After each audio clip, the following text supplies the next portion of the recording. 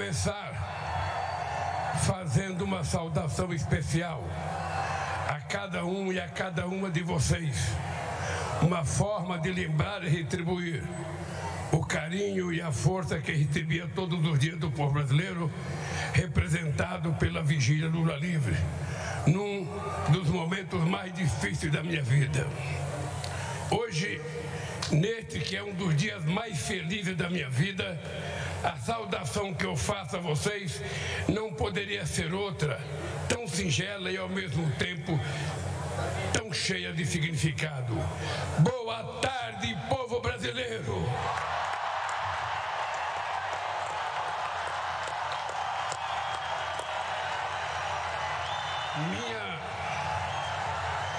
Minha gratidão a vocês que enfrentaram a violência política antes, durante e depois da campanha eleitoral, que ocuparam as redes sociais e que tomaram as ruas debaixo de sol e chuva, nem que fosse para conquistar um único e precioso voto.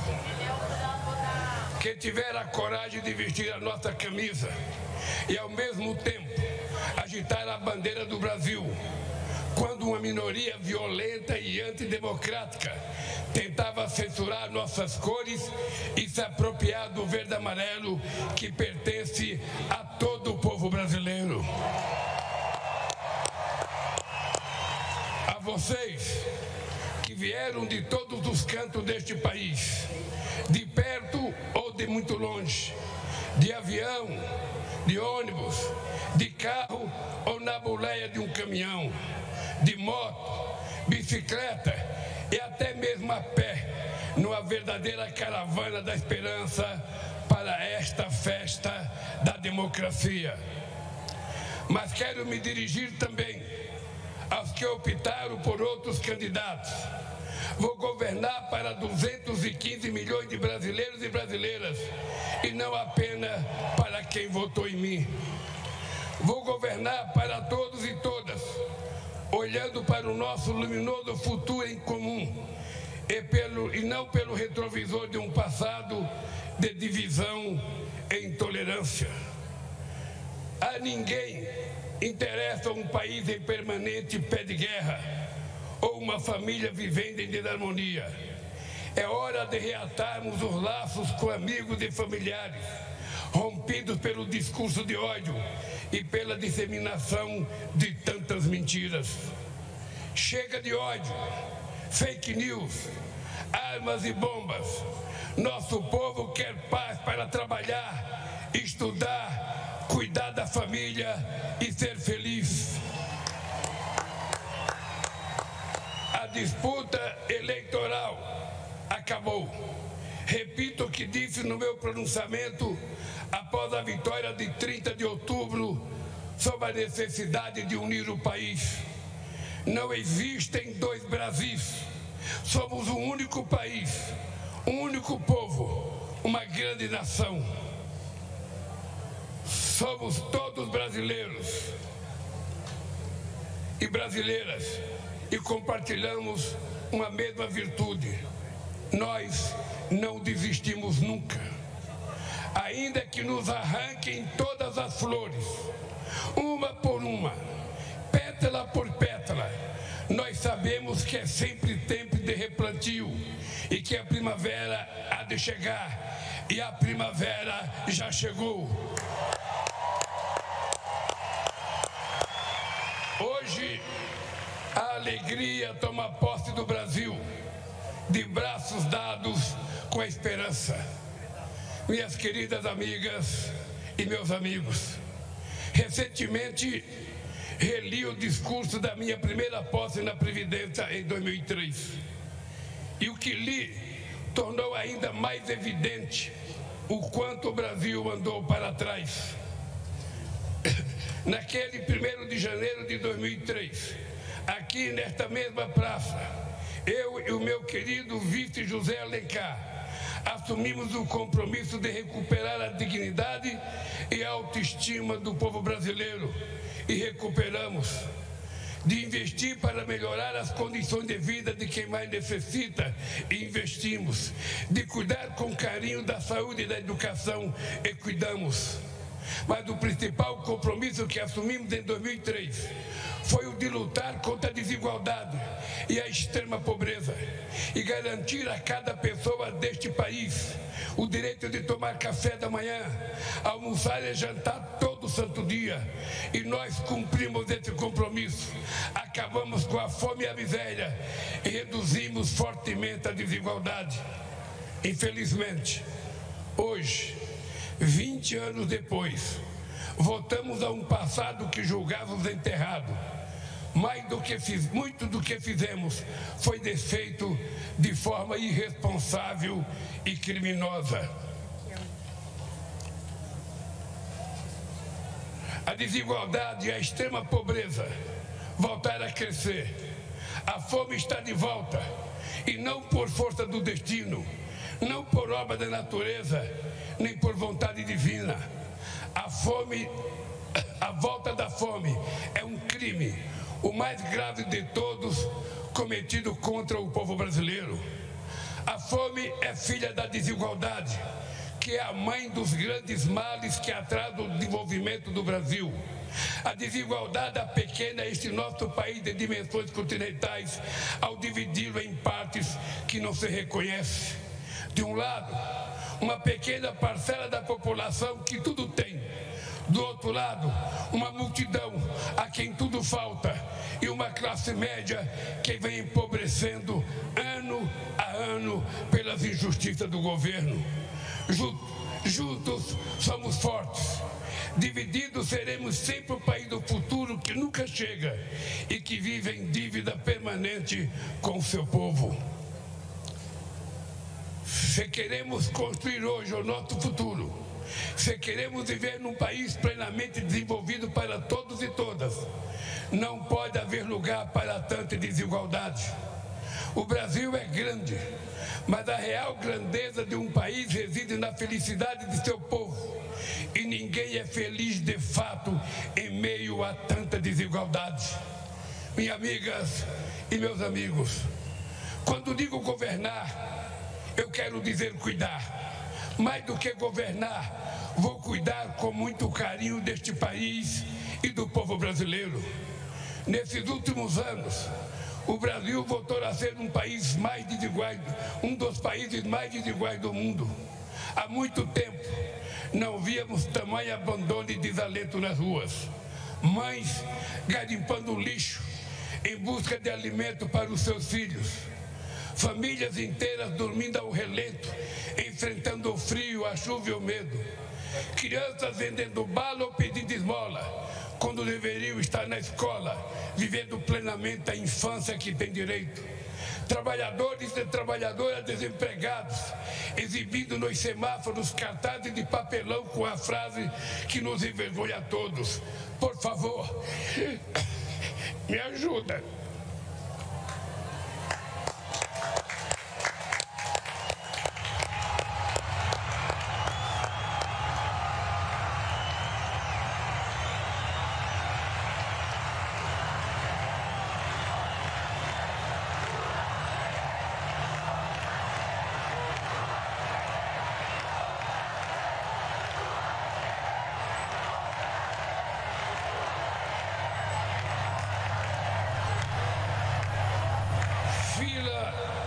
Na porta dos açougues em busca de ossos para aliviar a fome e, ao mesmo tempo, filas de espera para a compra de automóveis importados e jatinhos particulares. Tamanho abismo social é um obstáculo à construção de uma sociedade verdadeiramente justa e democrática e de uma economia próspera e moderna.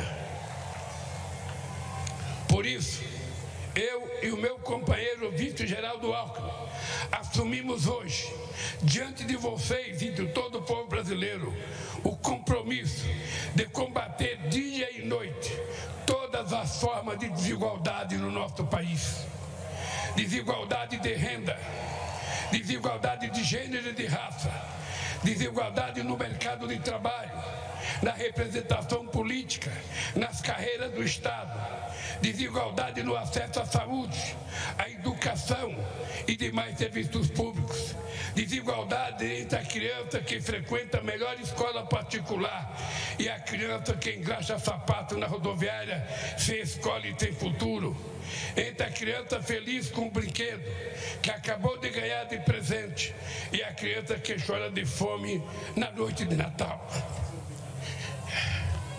Desigualdade entre quem joga comida fora e quem só se alimenta das sobras.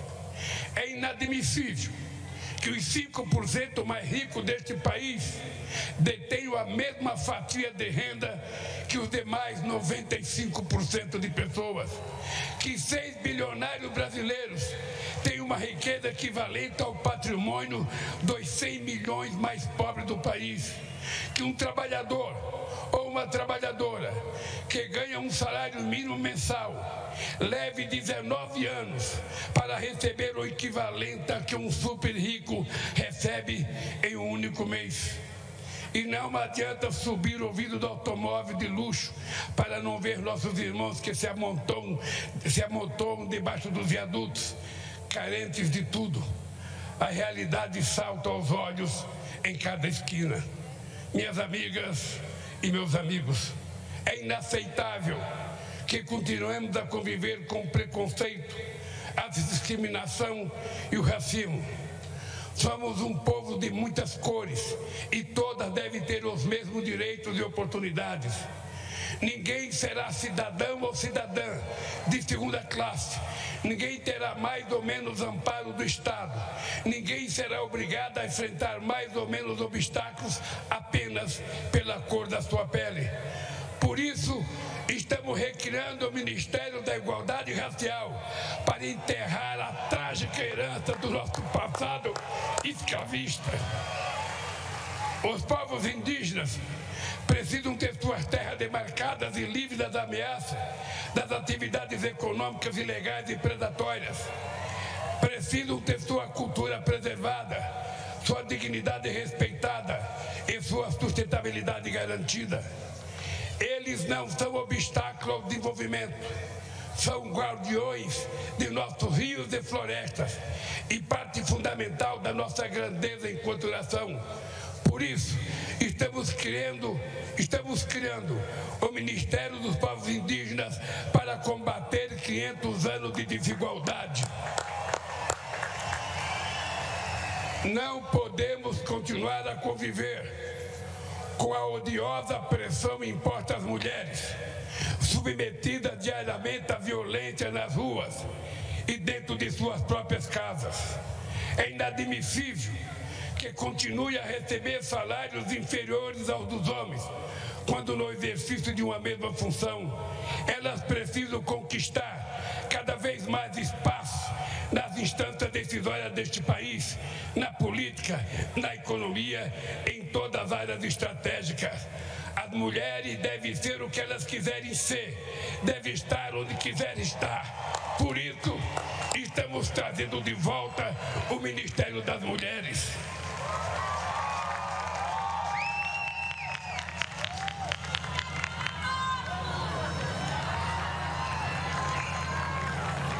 Foi para combater a desigualdade e suas sequelas que nós vencemos a eleição.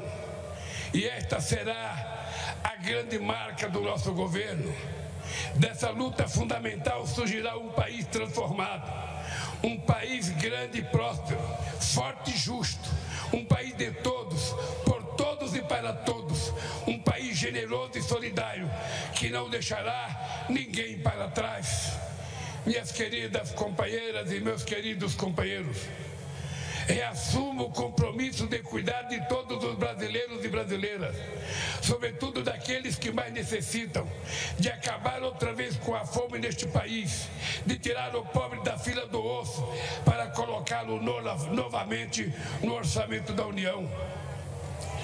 Temos um imenso legado ainda vivido na memória de cada brasileiro e cada brasileira, beneficiário ou não das políticas públicas que fizeram uma revolução neste país.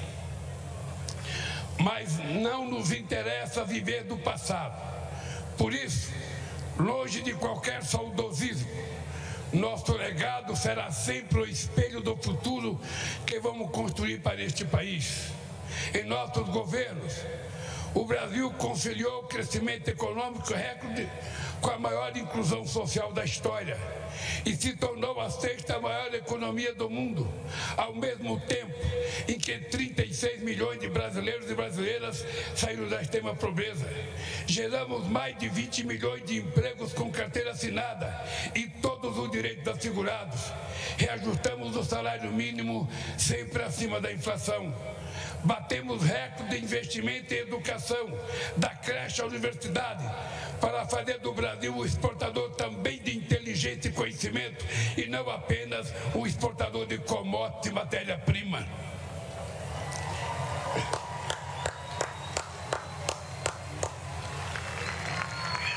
Nós,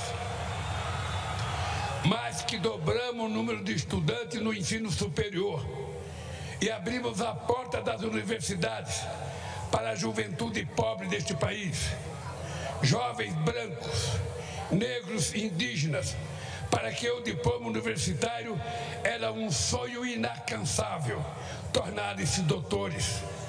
Combatemos um dos grandes focos de desigualdade, o acesso à saúde, porque o direito à vida não pode ser refém da quantidade de dinheiro que se tem no banco. Fizemos uma farmácia popular que forneceu medicamentos a quem mais precisava e o Mais Médicos, que levou atendimento a cerca de 60 milhões de brasileiros e brasileiras nas periferias das grandes cidades e nos pontos mais remotos do Brasil. Criamos o Brasil Sorridente para cuidar da saúde bucal de todos os brasileiros e brasileiras. Fortalecemos o nosso Sistema Único de Saúde. E quero aproveitar para fazer um agradecimento especial aos profissionais do SUS pela grandiosidade do trabalho durante a pandemia. Enfrentaram bravamente ao mesmo tempo um vírus letal e um governo irresponsável e desumano. Nos nossos governos, investimos na agricultura familiar e nos pequenos e médios agricultores, responsáveis por 70% dos alimentos que chegam à nossa mesa. E fizemos isso sem descuidar do agronegócio, que obteve investimento em safras ano após ano. Tomamos medidas concretas para combater as mudanças climáticas e reduzimos o desmatamento da Amazônia em mais de 80%. O Brasil consolidou-se como referência mundial no combate à desigualdade e à fome e passou a ser internacionalmente respeitado pela sua política externa ativa e altiva. Fomos capazes de realizar tudo isso, cuidando com total responsabilidade das finanças do país. Nunca fomos irresponsáveis com o dinheiro público. Fizemos superávit fiscal todos os anos, eliminamos a dívida externa, acumulamos reserva de 370 bilhões de dólares e reduzimos a dívida interna a quase metade do que era quando chegamos no governo. Nos nossos governos, nunca houve nem haverá gastança alguma. Sempre investimos e voltaremos a investir em nosso bem mais precioso, que é o povo brasileiro.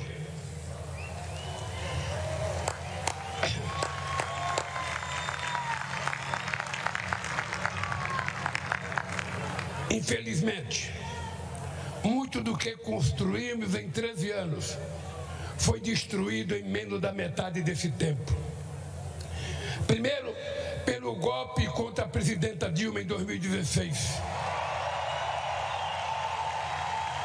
E, na sequência, pelos 4 anos de um governo de destruição nacional, cujo legado a história jamais perdoará. 700 mil brasileiros e brasileiras mortos pelo Covid-19, 125 milhões sofrendo algum grau de insegurança alimentar, de moderada a muito grave, e 33 milhões passando fome. Esses são apenas alguns números que na verdade não são apenas números, estatísticas e indicadores, são pessoas, homens, mulheres e crianças, vítimas de um desgoverno, afinal derrotado pelo povo no histórico 30 de outubro de 2022. Os grupos técnicos do Gabinete de Transição, coordenada pelo meu vice Alckmin, que por 2 meses mergulharam nas entranhas do governo anterior, trouxeram a público a real dimensão da tragédia. O que o povo brasileiro sofreu nesses últimos anos foi a lenta e progressiva construção de um verdadeiro genocídio. Quero citar a título de exemplo um pequeno trecho das 100 páginas desse verdadeiro relatório do caos produzido pelo Gabinete da Transição. Diz o relatório: o Brasil bateu recorde de feminicídio. As políticas de igualdade raciais sofreram um severo retrocesso. Produziu-se um desmonte das políticas da juventude e os direitos indígenas nunca foram tão ultrajados na história recente do país. Os livros didáticos que deverão ser usados no ano letivo de 2023 ainda não começaram a ser editados. Falta o remédio na farmácia popular. Não há estoque de vacinas para o enfrentamento das novas variantes da Covid-19. Faltam recursos para a compra de merenda escolar. As universidades corriam o risco de não concluir o ano letivo. Não existe recurso para a defesa civil e a prevenção de acidentes e desastres. E quem está pagando a conta deste apagão é outra vez o povo brasileiro. Meus amigos e minhas amigas, nesses últimos anos,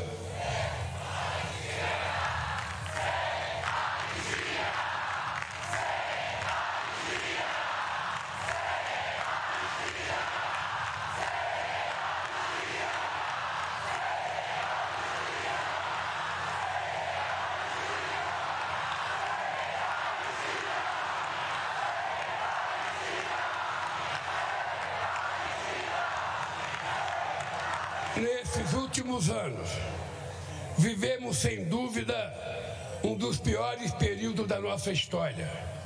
Uma era de sombras, de incertezas e de muito sofrimento.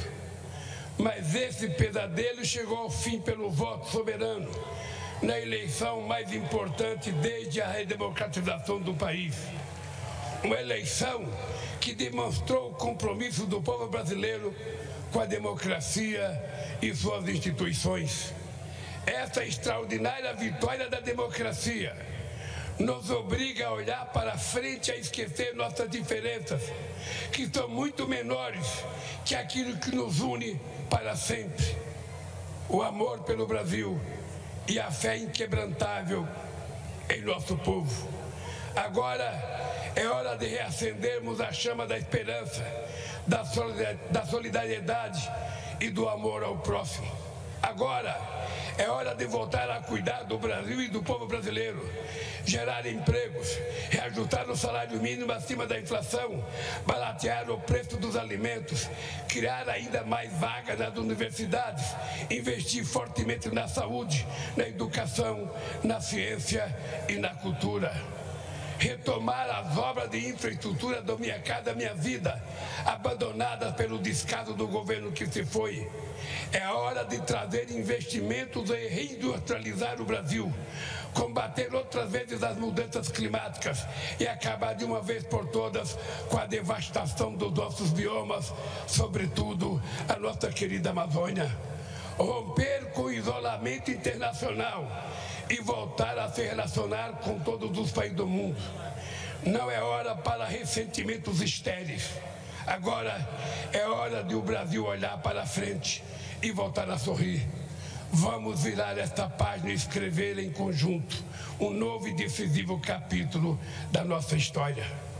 Nosso desafio comum é o da criação de um país justo, inclusivo, sustentável e criativo, democrático e soberano para todos os brasileiros e brasileiras. Fiz questão de dizer ao longo de toda a campanha: o Brasil tem jeito. E volto a dizer com toda a convicção, mesmo diante do quadro de destruição revelado pelo Gabinete da Transição, o Brasil tem jeito. Depende de nós, de todos nós, e vamos reconstruir este país. Em meus 4 anos de mandato, vamos trabalhar todos os dias para o Brasil vencer o atraso de mais de 350 anos de escravidão, para recuperar o tempo e as oportunidades perdidas nesses últimos anos, para reconquistar seu lugar de destaque no mundo e para que cada brasileiro e cada brasileira tenha o direito de voltar a sonhar e as oportunidades para realizar aquilo que sonha. Precisamos todos juntos reconstruir e transformar o nosso querido país. Mas só reconstruiremos e transformaremos de fato esse país se lutarmos com todas as forças contra tudo aquilo que o torna tão desigual. Essa tarefa não pode ser de apenas um presidente ou mesmo de um governo. É urgente e necessária a formação de uma frente ampla contra a desigualdade que envolva a sociedade como um todo. Trabalhadores, empresários, artistas, intelectuais, governadores, prefeitos, deputados, senadores, sindicatos, movimentos sociais, associações de classes, servidores públicos, profissionais liberais, líderes religiosos, cidadãos e cidadãos comuns. Afinal, é tempo de união e reconstrução do nosso país. Por isso, faço esse chamamento a todos os brasileiros e brasileiras que desejam um Brasil mais justo, solidário e democrático. Juntem-se a nós num grande mutirão contra a desigualdade. Quero terminar pedindo a cada um e a cada uma de vocês que a alegria de hoje seja a matéria-prima da luta de amanhã e de todos os dias que virão. Que a esperança de hoje fermente o pão que há de ser repartido entre todos. E que estejamos sempre prontos a reagir em paz e em ordem a quaisquer ataques extremistas que queiram sabotar e destruir nossa democracia. Na luta pelo bem do Brasil, usaremos as armas que os nossos adversários mais temem. A verdade que se sobrepôs à mentira, a esperança que venceu o medo e o amor que derrotou o ódio.